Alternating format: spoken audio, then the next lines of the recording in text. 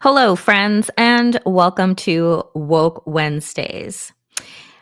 Let me tell you something. This week, this is why I'm doing these shows on Wednesdays. Just because Wednesday, by the time we get here, if we get here, remember when it used to just be, oh, it's hump day and we're almost to Friday? It's like by the time we get here, I feel like we have all lived 87,000 years and we are haggard and tired and worn out and look like we have been trying to climb Everest for the past 87 years. So, bravo to all of you. If you have clicked play on this video, you've made it to Wednesday. And so, this is my opportunity to tell you what you need to get woke to this week. And it's where we do a little bit more of a deep dive than we do on the live Danielle Moodie shows at 5 p.m. Eastern. So, friends, let's get into it. Goodbye, free speech.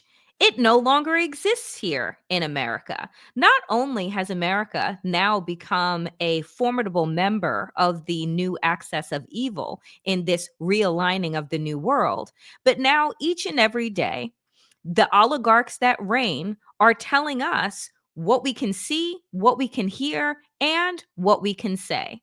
Case in point, take a look at the latest headline of the Washington Post. So, Jeff Bezos, uh, Amazon Titan and space Titan, right, has decided that he is now going to dictate to the staff at the Washington Post, particularly those in the opinion section, about what it is that they can and cannot publish.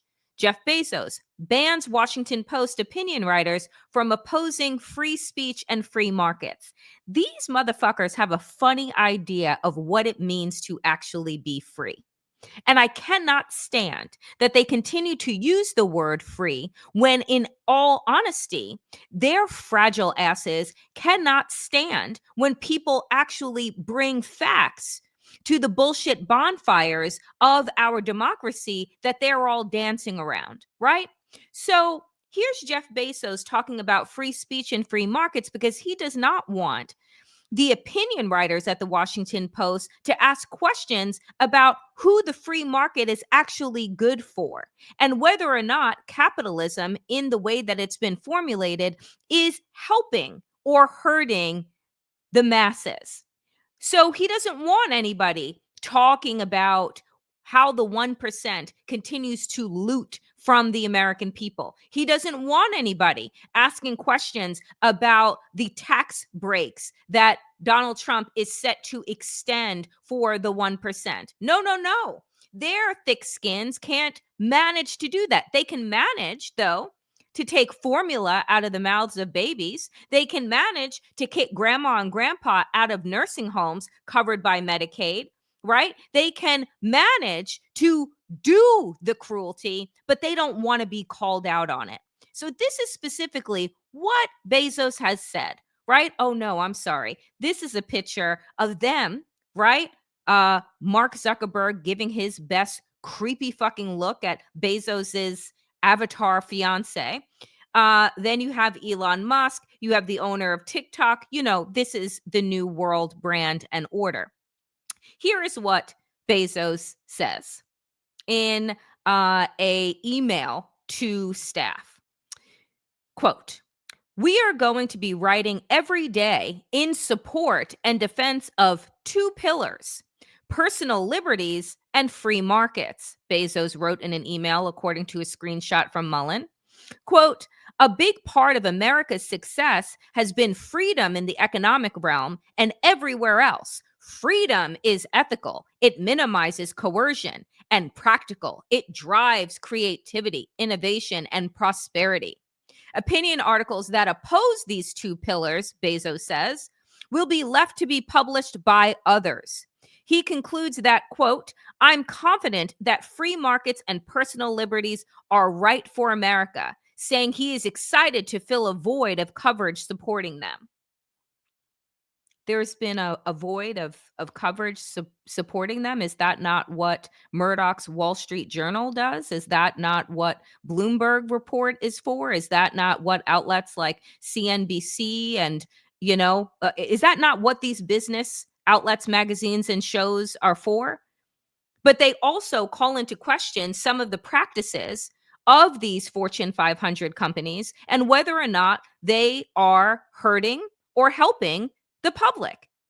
And so when Bezos continues to use freedom and free multiple times in this email, let us just be clear that nothing that has to do with freedom or being free is actually happening at the Washington Post. It sure is no longer the purveyor of free speech, and they don't need to worry about democracy dying in darkness because it's dying in daylight every single day that motherfucking billionaire has been able to dictate what writers and reporters and editors and cartoonists do at his paper.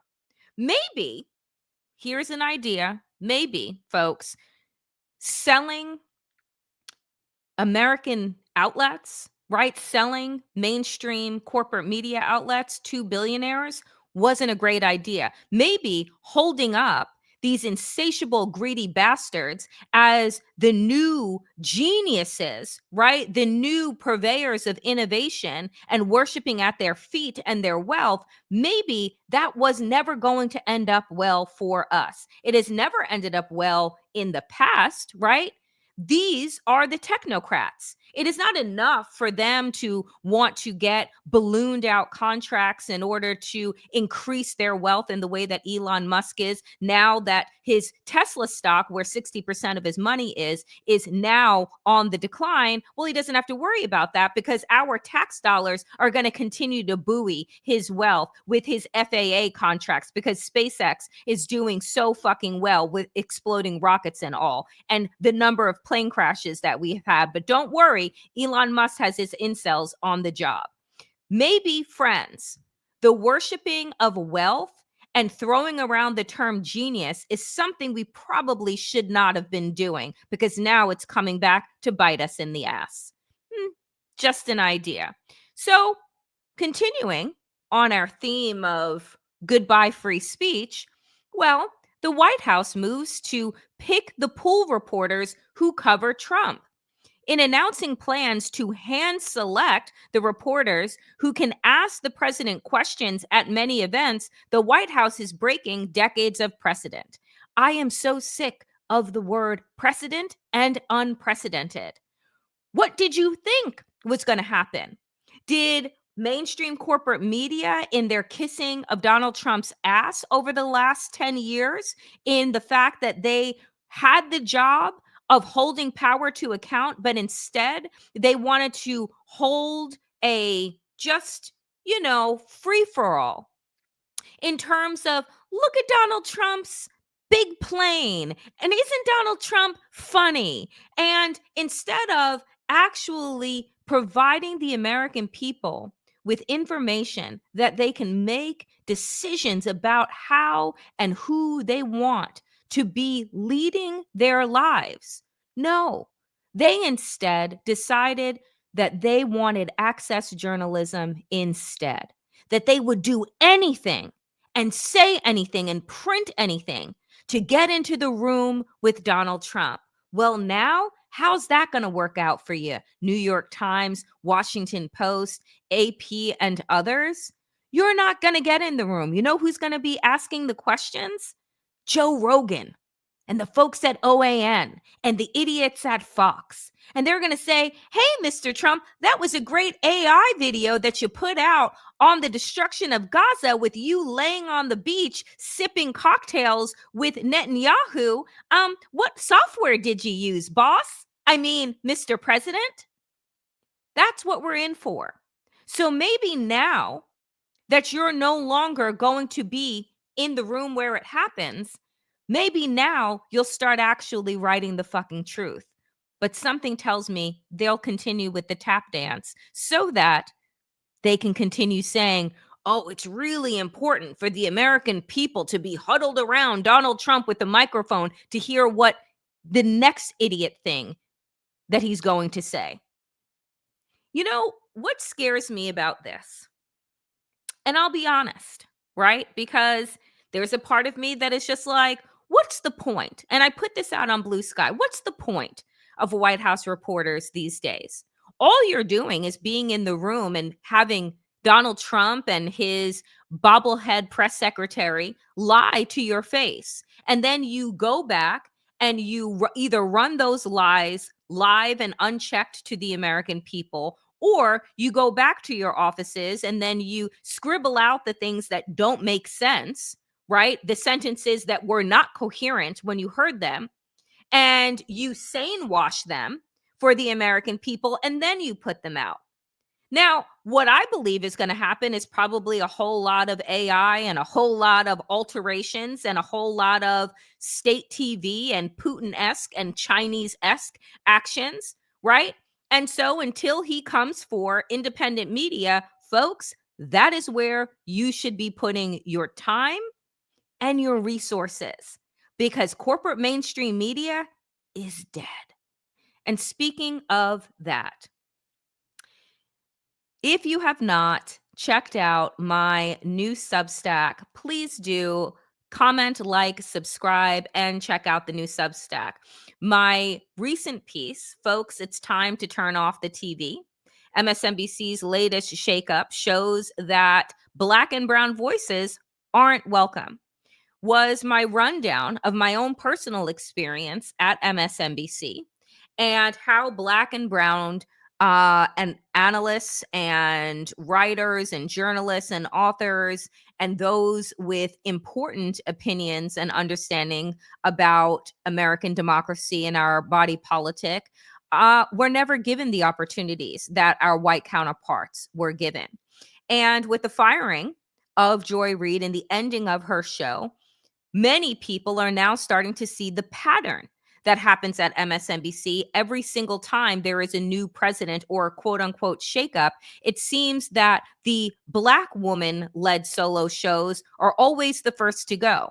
And now for folks who wanted to talk to me about ratings, well, Joy's ratings were not good. The network's ratings aren't fucking good. And I can tell you that Stephanie Rule, Katie Tur's show, Nicole Wallace's shows were all losing viewers more so than the readout. But she was the one that was cut. Why? Because she was unapologetic about the truths that she was telling, not only about what Donald Trump was up to, but also voicing support for Palestine. And, right, folks, we know that you're not able to do that in this country at all. That if you voice support for an oppressed people, then that is surely your way to the exit. So here we are, friends. We are at a point where one of the pillars, right, of American democracy, freedom of speech, freedom of the press, is in its sundown stage. It is sunsetting in this country. And we are watching the rise in real time of oligarchies. They have control over the social media platforms that we're on. They have control over the papers that we read, over the news stations that we watch. They control what we see, hear, and know to be true. This is beyond 1984. This is beyond even Octavia Butler's predictions in Parable of the Sower and Parable of the Talents. We are in it. And the question that we need to ask ourselves now is, now that we know it, we don't need to waste any more energy debating whether or not we're in a dictatorship. We now need to spend our energy, our time, our resources fighting it together. And that is why I will continue to use my voice and turn on this microphone until somebody rips it from my fucking hands. Because the American people deserve the fucking truth. And until somebody takes it away, that is exactly what I will be doing. Friends, thank you so much for tuning in to this edition of Woke Wednesdays. And make sure, dear friends, make sure that if you are watching this here on Substack, that you subscribe to my Substack. If you are watching this on YouTube, that you like, comment, and subscribe. I am trying to diversify the platforms where I am so that I can reach as many people as possible. I appreciate each and every one of you. Make sure to tune in to the Danielle Moodie Show, which is live Monday through Thursday at 5 p.m. Eastern. Democracy Ish with my friend Wajahat is live Monday and Fridays at 12 p.m. Eastern. I will see you next Wednesday if we make it there. As always, power to the people and to all the people power. Get woke, stay sane, and in these extraordinarily dangerous times, dear friends, do stay safe.